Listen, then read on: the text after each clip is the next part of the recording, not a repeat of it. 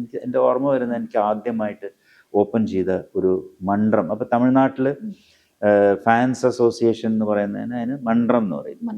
അപ്പോൾ അങ്ങനെ എനിക്ക് ആദ്യമായിട്ട് വിളിപ്പുരം എന്ന് പറയുന്ന സ്ഥലത്ത് ഒരു തലയിലാകെ ഓടിക്കൊണ്ടിരിക്കുമ്പോൾ അവിടുന്ന് കുറേ പിള്ളേർ എൻ്റെ അടുത്ത് വന്നിട്ട് പറഞ്ഞു, ഞങ്ങളൊരു മണ്ഡ്രം ഓപ്പൺ ചെയ്യാൻ പോവുകയാണ് സാറിൻ്റെ പേര്. ഞാനത് വേണ്ടാന്ന് പറഞ്ഞു. ബിക്കോസ് എനിക്ക് ഇതിനെപ്പറ്റി വലിയ ഐഡിയ ഒന്നും ഉണ്ടായിരുന്നില്ല. നമ്മളെന്തോ കടന്ന് ഒറ്റ ഓവർനൈറ്റ് സ്റ്റാറായ മാതിരിയാണ്. ഈ പറയുന്ന മാതിരി കറക്റ്റാണ്. ഒരു ഓവർനൈറ്റ് ഞാനൊരു സ്റ്റാറാണ്. പക്ഷെ അവരെന്നെ നിർബന്ധിച്ചപ്പോൾ ഞാൻ പറഞ്ഞു ശരി, എന്നാൽ പിന്നെ എൻ്റെ ഫ്രണ്ട്സൊക്കെ അഡ്വൈസ് ചെയ്തു നല്ലതാണ്, ഒരു മണ്ഡ്രം ആവശ്യമാണ് എന്നൊക്കെ പറഞ്ഞ് അങ്ങനെ ഞാനതിന് സമ്മതിച്ച്.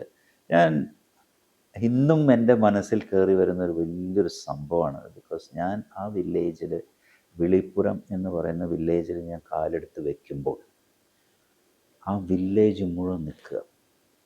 എനിക്ക് തന്നെ ലക്ഷക്കണക്കിന് ആൾക്കാർ എന്നെ കാണാൻ വേണ്ടി നിൽക്കുക. അത് നമ്മൾ ഒരിക്കലും പ്രതീക്ഷിക്കാത്തൊരു കാര്യമാണ് അത്രയും യങ് ഏജിൽ.